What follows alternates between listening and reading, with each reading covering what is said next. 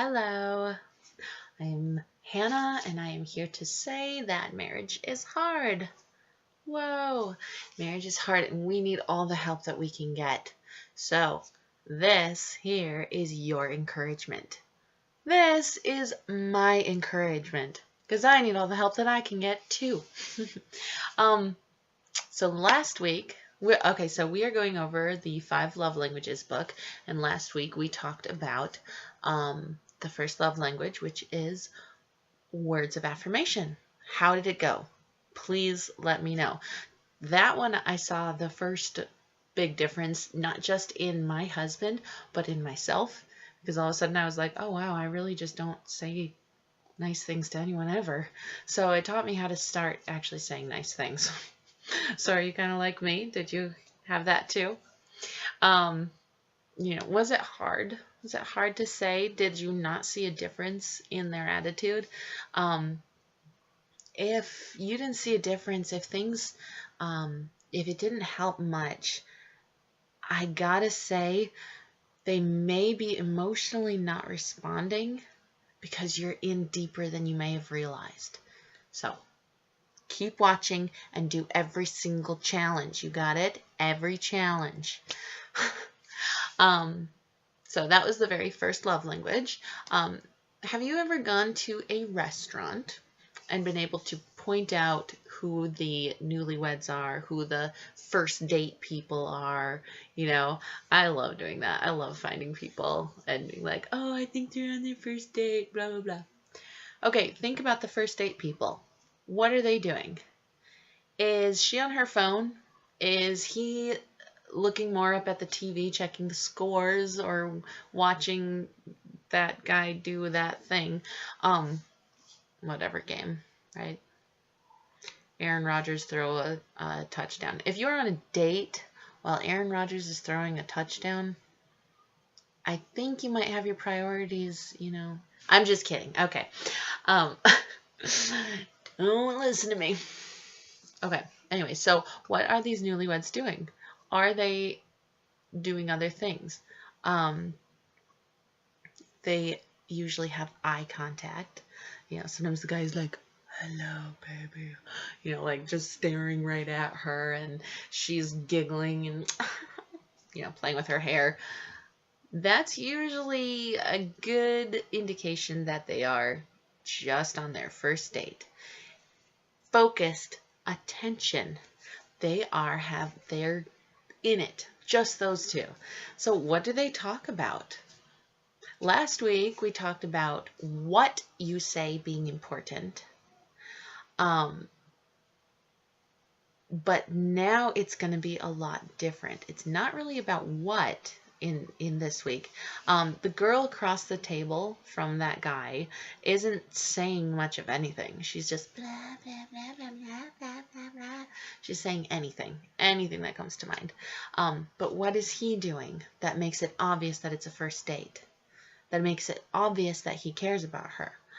He is listening, right? He is having quality conversation because he's taking the time to hear what she's saying or to pay attention to what she's saying. Sometimes he's like, I don't care. I'm just looking at you. I'm so lost in your eyes, which is fantastic. So a part of intimacy, right? Because that's what we want in marriage. Part of intimacy is also finding the ability to open up. So these first daters, she might be blah, blah, blah, and he's saying nothing, and that's fine. But in your marriage, you have to find a time where both sides can open up. So if you're the one who has a hard time opening up and you find it hard to say anything, trust me, your spouse doesn't care what you say. They just want to hear your heart. Basically, if you don't have a lot to say, make what you say matter. That's more what I meant. Erase the first sentence. But make what you say matter, okay? Your spouse wants to know you. So you don't have to be like, today I saw Doug on the road and my mom called me and I said hi and then we hung up and, Your spouse probably doesn't even want to know that, but she wants to know, or he wants to know, who you are. So try this, okay? If this is you, try this. Try saying what you like specifically about anything. Pick a subject. If you guys watched a movie, or if you watched a movie recently, just say what you liked about that movie. And then usually your spouse will take over and be like, oh, really? I like that too, blah, blah, blah, blah, blah. So just pick out specific things that you like. Even if you have to, like, during this movie, or like during church on Sunday, the pastor's sermon, you grab a notepad and write down, I like that he said blah. Or I liked the part where the zombie attacked his brother. Whatever. And then later on you can be like, darling, I want to tell you, I liked this part. Okay? Because even if you're reading it, you're learning how to have that quality conversation. So you're not saying a lot, but you're saying something with depth to let them know who you are. Now, on the flip side, if you're the babbling brook, obviously like me, shut up. I mean, sorry, let me say that nicely. Shut up. Okay. My husband sings this song to me. It's not very nice, but it's a country song that's about sometimes I want to talk about me, you know. I like talking about you, but sometimes I want to talk about me. I want to talk about I wasn't listening, so, because I was talking. That's why I don't know the song. Anyway, so, you know, your spouse probably just wants to say something. Sometimes, not a lot, they just want to say something.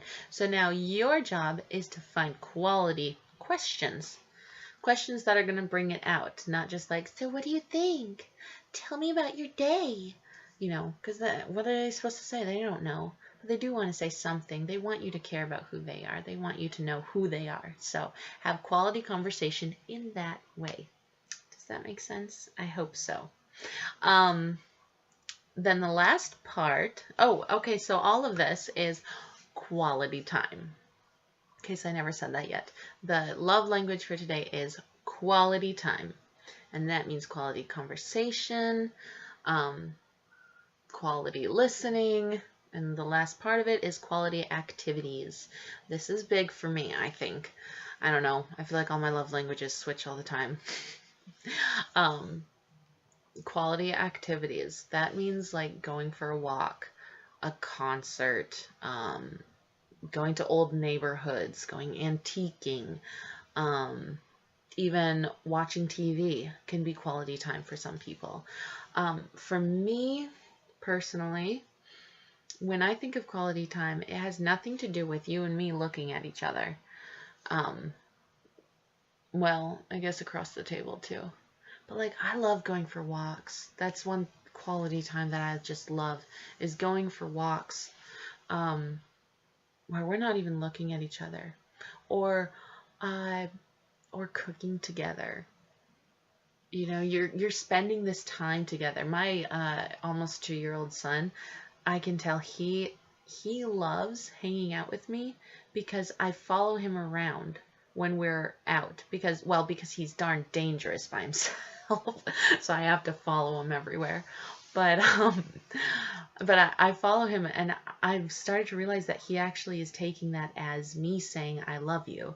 So I'm like, okay, I guess I can follow him. Grab my phone, follow him around. Oh, don't fall off that cliff. Oh, don't go.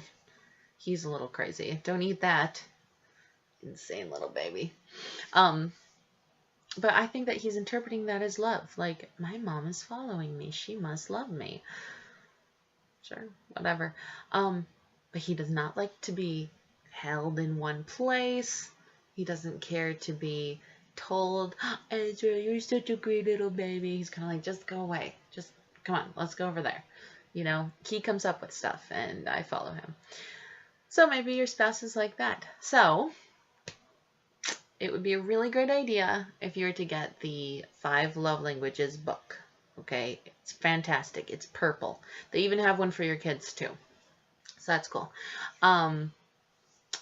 And yeah, because this chapter, I'm like trying to put it all in, and I'm already out of time. So you want to read this chapter, the quality time chapter. It's just like packed with stuff, you know.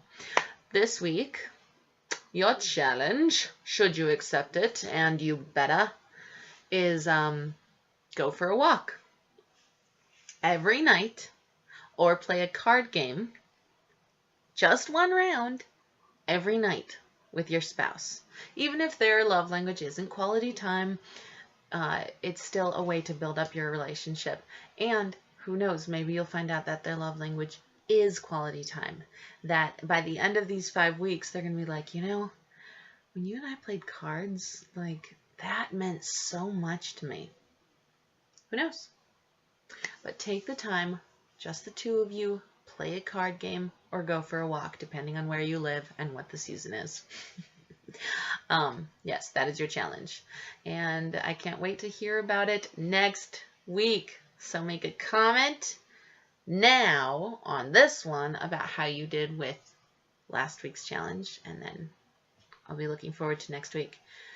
Whatever you do, remember not to give up, or make the choice to not give up. Just don't give up yet, okay? There is more that can be done for you, for your marriage, so that you guys can make it. And not just make it, thrive. We want to see your marriage thrive. Okay, hope this was helpful. See you next week.